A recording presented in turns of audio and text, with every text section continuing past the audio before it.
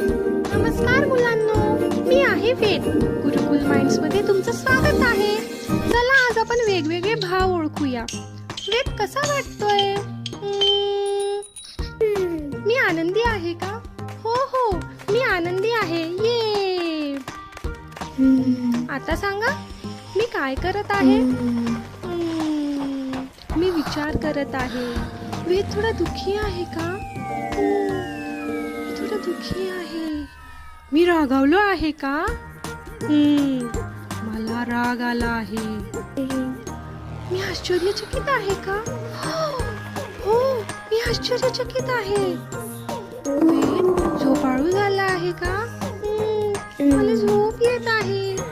खूप छान केलं मुलांनो, तुम्ही सगळे भाव ओळखले.